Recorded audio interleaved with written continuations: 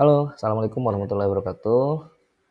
Alhamdulillahirobbilalamin wassalatu wassalamu ala asyrofil anbiya'i wal mursalin wal aqibatu lil muttaqin wala udwana illa 'alal zalimin wa ba'du. Yang saya hormati para para mahasiswa yang saya banggakan, jumpa lagi pada sesi perkuliahan kita yaitu dengan topik wawasan Nusantara. Ini adalah lanjutan dari topik sebelumnya, di mana pada sebelumnya kita sudah bahas mengenai hukum dan hak asasi manusia, negara hukum dan hak asasi manusia. Pada kesempatan ini kita akan membahas topik yang sangat penting dan relevan bagi kehidupan berbangsa dan bernegara kita, yaitu mengenai wawasan Nusantara, yaitu definisi, tujuan, dan kedudukannya.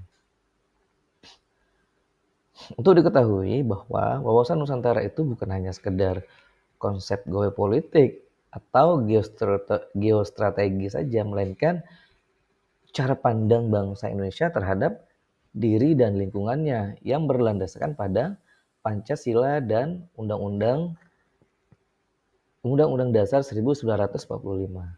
Melalui materi ini, kita bisa memahami bagaimana wawasan Nusantara menjadi dasar berpikir, bersikap, bertindak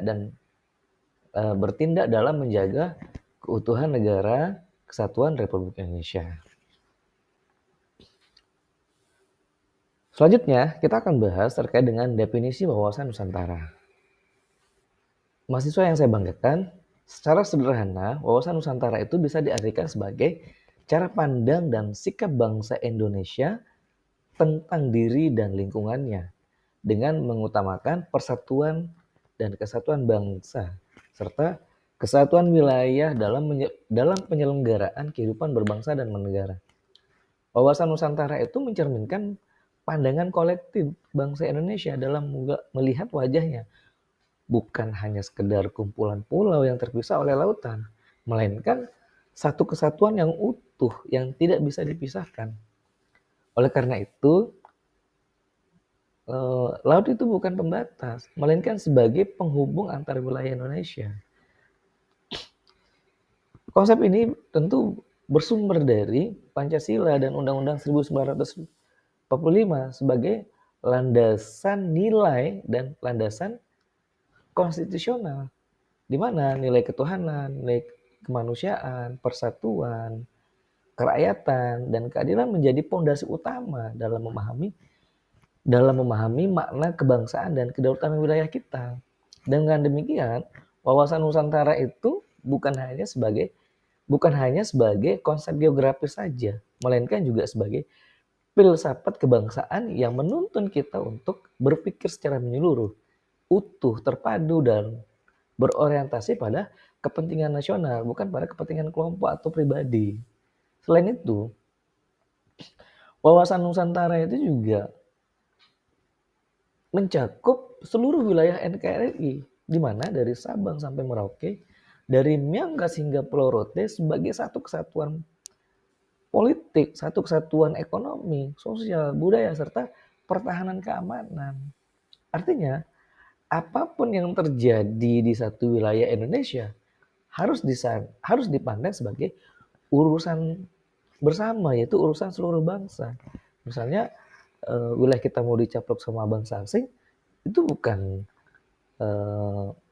masalah wilayah tersebut, tapi itu adalah masalah kita semua sebagai warga negara, kita semua sebagai urusan seluruh bangsa yang ada dalam NKRI ini.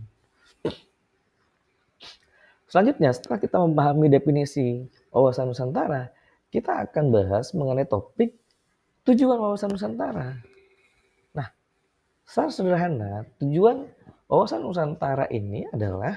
utama dari wawasan Nusantara ini adalah tujuan yang paling utama itu adalah untuk menjaga dan memperkuat keutuhan wilayah dan persatuan bangsa Indonesia.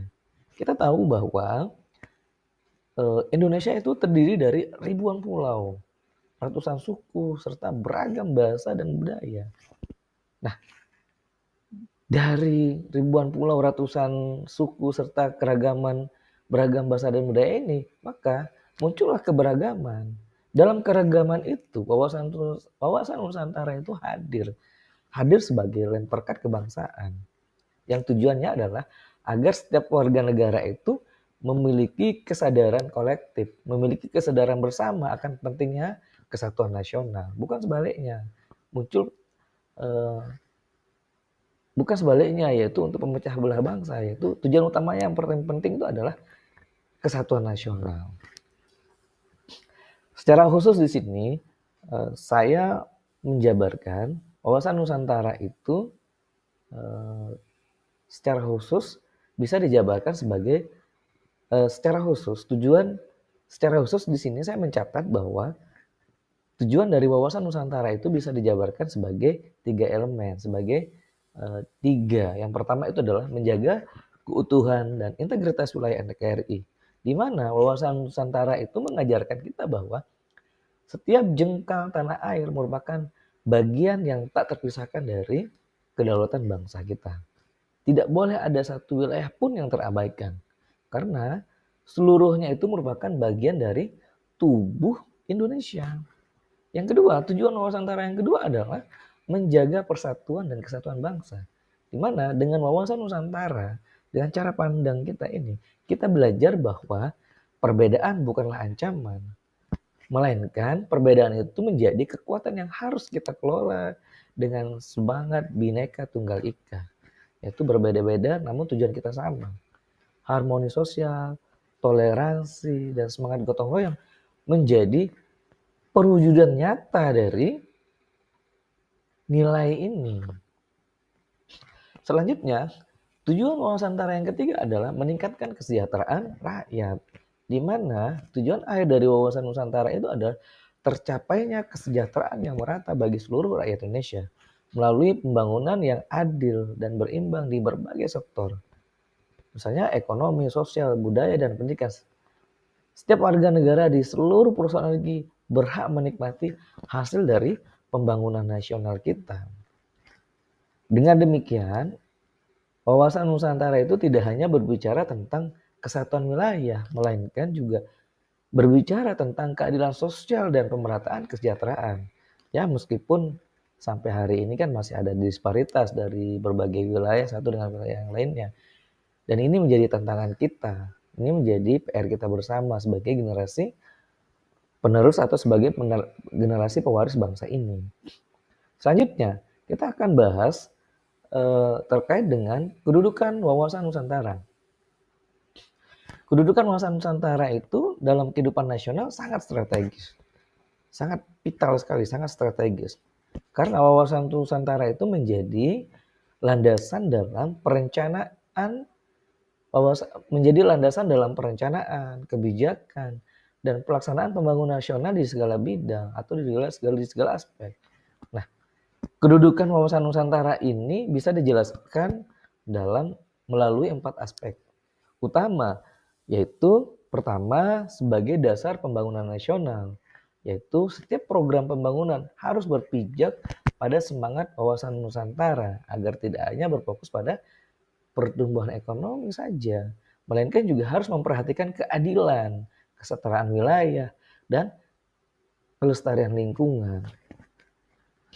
Kedudukan wawasan Nusantara yang kedua adalah yaitu sebagai penjaga kedaulatan NKRI, di mana dalam konteks ini pertahanan keamanan wawasan Nusantara berfungsi sebagai wawasan Nusantara berfungsi untuk meneguhkan integritas dan kedaulatan negara dari berbagai ancaman, baik dari ancaman dalam negeri maupun luar negeri.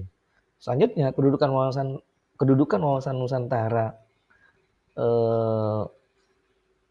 kedudukan yang ketiga adalah yaitu sebagai landasan kebijakan strategis, yaitu wawasan Nusantara menjadi pedoman dalam merumuskan setiap kebijakan, baik dalam kebijakan politik, ekonomi, sosial, budaya, dan pertahanan keamanan agar semuanya berjalan dalam kerangka kepentingan.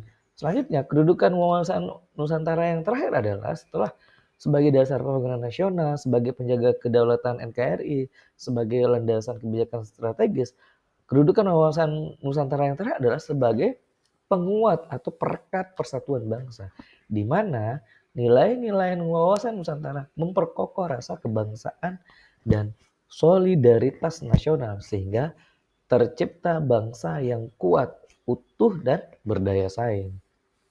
Dengan kata lain bahwa wawasan Nusantara itu adalah jiwa dari pembangunan nasional yang memastikan seluruh upaya pemerintah dan masyarakat bergerak menuju arah yang sama, yaitu kemajuan bangsa Indonesia secara menyeluruh. Selanjutnya, bagaimana implementasi wawasan Nusantara? Ini saya sudah menjelaskan bahwa saya menjelaskan, menggambarkan ada 4. Wawasan Nusantara harus diimplementasi. Selanjutnya, implementasi dan tantangan wawasan Nusantara. Wawasan Nusantara harus diimplementasikan secara nyata, harus secara real dalam berbagai sendi kehidupan kita. Misalnya dalam kehidupan berpolitik, nilai-nilai wawasan Nusantara harus diwujudkan melalui kebijakan yang menjaga integritas wilayah, memperkuat demokrasi, dan mendorong pemerataan pembangunan daerah. Yang kedua, misalnya dalam bidang ekonomi, penerapannya tampak pada pemanfaatan sumber daya alam yang dimiliki oleh wilayah atau oleh negara kita dimanfaatkan secara adil dan merata untuk kepentingan masyarakat dengan mengedepankan kesejahteraan rakyat, bukan kepentingan golongan. Yang selanjutnya adalah misalnya dalam konteks sosial dan budaya. Implementasinya adalah wawasan Nusantara itu mendorong pelestarian kebudayaan nasional serta memperkuat identitas bangsa di tengah arus globalisasi. Jangan sampai kita sebagai generasi muda terpapar dengan budaya-budaya luar. Kita lebih cenderung terhadap budaya-budaya luar ketimbang dengan budaya sendiri. Ini menjadi tantangan kita. Dan yang terakhir misalnya implementasi wawasan Nusantara misalnya dalam bidang pertahanan dan keamanan. Penerapannya itu bertujuan menjaga keutuhan wilayah, kedaulatan negara, serta menjaga keselamatan bangsa dari berbagai bentuk ancaman, baik ancaman dari dalam maupun luar negeri. Namun demikian, kita juga menghadapi berbagai tantangan, menghadapi berbagai tantangan seperti perkembangan teknologi yang sangat masif, isu-isu global, serta ancaman dari dalam maupun luar negeri. Ini yang sangat masif sekali sehingga ini kita sebagai generasi muda, sebagai generasi penerus bangsa ini harus memfilter arus informasi ini dengan bijak. Oleh sebab itu, penguatan pemahaman wawasan Nusantara menjadi sangat penting sekali agar generasi muda, agar kalian sebagai mahasiswa, generasi intelektual tetap memiliki semangat kebangsaan yang kokoh dan tidak mudah tergerus oleh pengaruh negatif dari globalisasi atau keterbukaan informasi yang kita hadapi hari ini.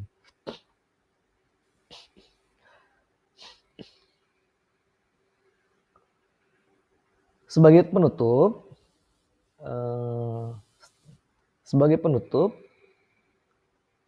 mari kita renungkan bahwa